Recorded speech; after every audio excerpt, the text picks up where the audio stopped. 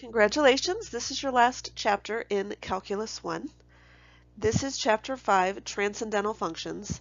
So the good news is we're not going to learn any new techniques. We're still going to be just finding derivatives and finding integrals, but now we're going to be focusing on logarithmic functions, inverse functions, and exponential functions. Those are all called transcendental functions. So we have three objectives here: to develop and use the properties of the natural log function, so all of that should be review, hopefully. Understand the definition of the number e, also review, and then to find derivatives of functions involving the natural logarithmic function. That will be new. So previously we learned about the general power rule, which of course is fantastic because it allowed us to find an antiderivative very quickly. We were able to simply increase our power by 1 and then divide by that same value. However, there is a disclaimer that n cannot be -1. And the reason for that is that we've got some very special things that happen when n is -1, which means if I'm trying to find the integral of 1 over x, I have not learned how to do that yet. So that's what we're going to do now. So in this section, we're going to use the second fundamental theorem of calculus to define that function. So the natural log function is defined here. The natural log function is defined by the integral from 1 to x of 1 over t dt. And remember, we talked about this before with the second fundamental theorem of calculus, is that essentially, because we're going from 1 to x, that this is really just 1 over x. However, what we need to understand is we're doing this starting at 1. So if I plug in a value that's greater than 1, then obviously my value is going to be positive. Natural log of x is going to be greater than 0. However, if I plug in a value for x that's between 0 and 1, then notice I'm going in the wrong order. Let's say I plug in 1/2. That's certainly between 0 and 1. Well, now I'm going in the wrong order. I would have to flip this around, so it would be the negative integral from 1/2 to 1 of 1 over t, and of course that's going to be a negative value. So that's important to understand, and obviously where we get that 1 point is where our parent function goes through at 1, 0. So again, this should all be review as we have studied natural log functions in previous courses, but the domain is anywhere from 0 to infinity, which means of course that we're not going to take the natural log of a negative value. The range is all real numbers. The function is continuous, increasing, and 1 to 1, and concave downward. So your typical function is going to look something like this. This is your typical natural log function. Again, your typical meaning I haven't moved it anywhere. Remember we said the natural log, the natural log of 1 was 0, and so this is that point 1, 0. So this is your normal before you translate it or use transformations anywhere. This is what it should look like. So just a reminder of all of the great transformations we learned about in MA 102, college algebra. We can reflect it over the x-axis or over the y-axis depending on where that negative is located. Reflected about the origin would be around both the x and the y. And then of course we could have a horizontal shift or a vertical shift, again depending where that c value is. So let's take a look at this practice together. This practice is great just for making sure you really understand transformations. A lot of students really struggle with those. So I'm going to go through these with you. If you feel comfortable, go ahead and press pause and do these questions on your own. But I'm going to go ahead and start working through them right away. So remember what our normal natural log function looks like, and also remember that that normal natural log function before any transformations goes through the point 1, 0. And so that's a good landmark for us to look at because it helps us to know, are we, shifting right? Are we shifting left? Are we shifting up or down? Did it get flipped over the x-axis? Did it get flipped over the y-axis? So let's take a look. I'm just going to go starting from question 9 down here. So question 9, let's use a different color. Question 9 says natural log of x plus 1. So this is essentially f of x and then plus 1. So the plus 1 on the outside tells us that it is dealing with the y value of our points in our graph. And so if I'm adding 1 to all of the y values of the points in my graph, it's going to shift my graph up 1. And so I can see here that it's going to be part B, B, because I've shifted my original point up 1, but everything else about my graph looks exactly the same as it did before. Now let's look at question 10.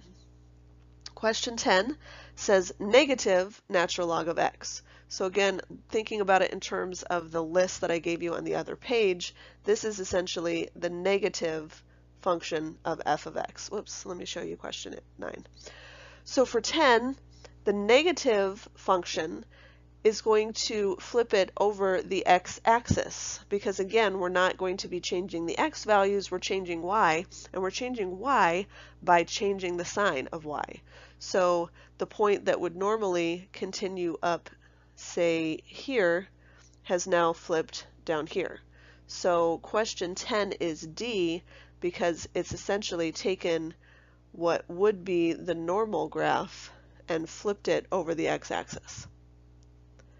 Now let's look at 11. 11 says natural log of x minus 1.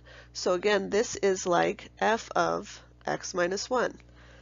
Now hopefully what you remember about transformations when you have a value on the inside is that it always goes in the opposite order that you would think, because remember this is f of x minus c.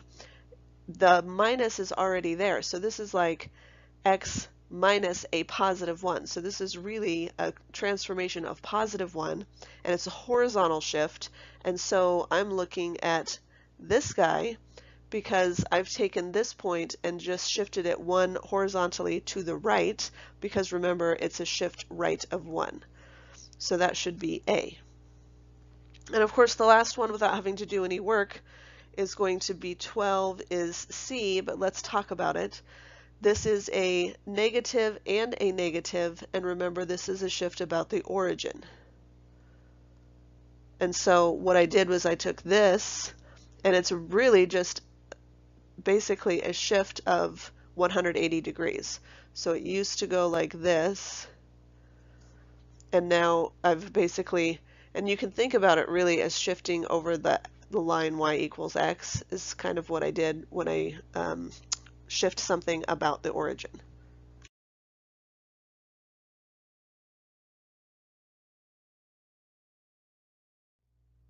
Now, of course, we have several properties that, again, these should be familiar to you, things that you've used before. This one, obviously, we've talked about. The natural log of 1 is 0. That's why it goes to the point 1, 0. The natural log of the product is that we're able to then separate it out to write it as the sum of two natural logs. And also the converse is true. So if I had 2, again, assuming they're both natural log, same base of e, obviously, on each of these, then I'm able to combine them by multiplication. Let's pop down here because it's similar. If I'm looking at this one, this is division. So again, I can split up or expand a natural log function with division using subtraction, and vice versa. If I have subtraction, I can condense it using division. And last of all, and something again I bet that you remember because we used this all the time, is when you have an exponent on your whatever you're taking the natural log of, you're able to pop it out front to turn it into a product. So n times the natural log of a, which is super helpful.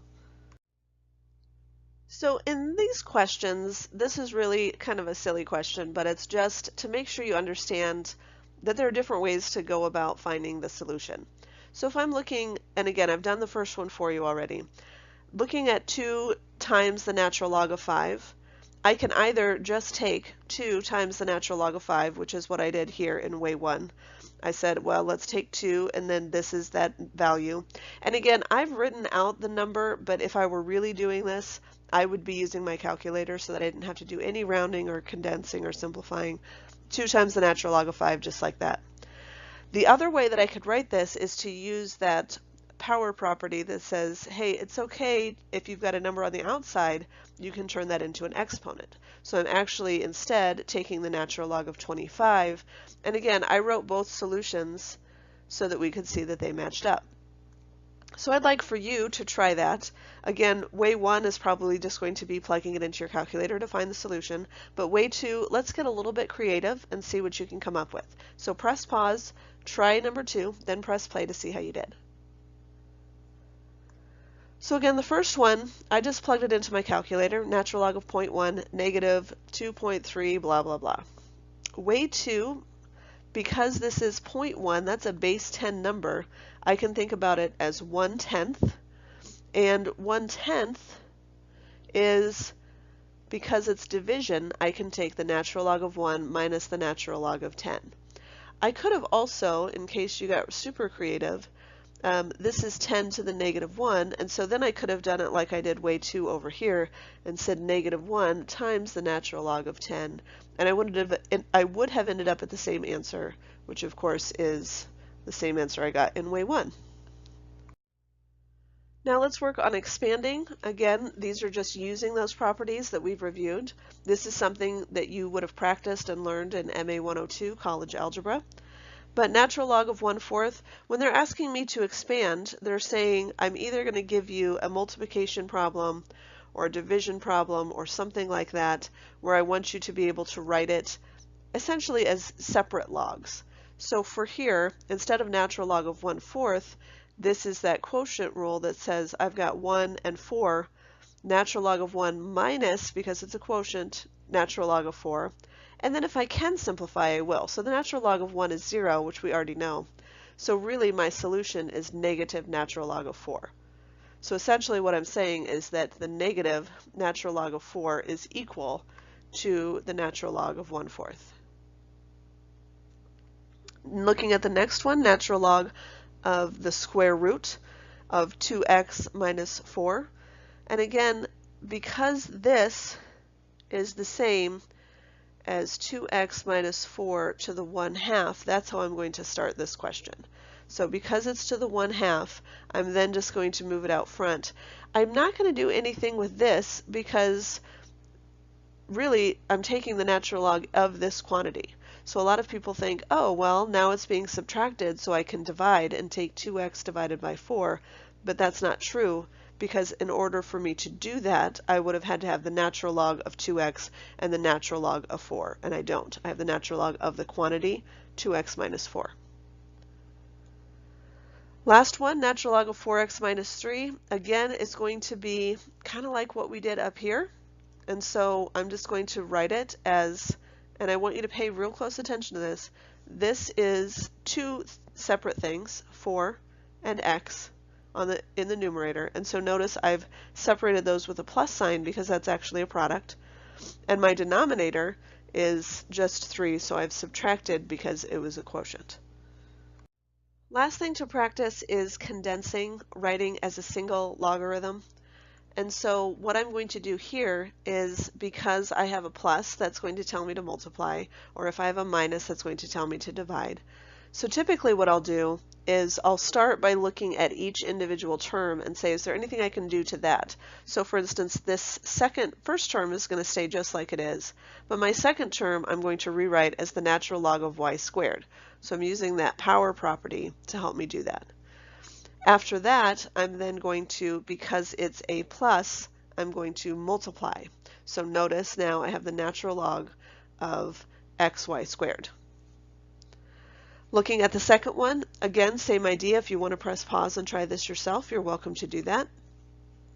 So I have a plus here, and I have a minus here, and essentially what that tells me is that my denominator is going to be created by this guy, and my numerator is going to be all of this stuff because of the plus in between.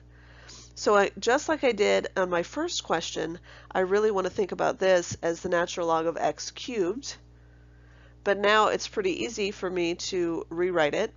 So I'm going to write it as x plus 1 and x plus 2 in my numerator, and natural log, or just x cubed in my denominator. And then you can go ahead and FOIL it out like I did, or honestly, you could leave it just like that.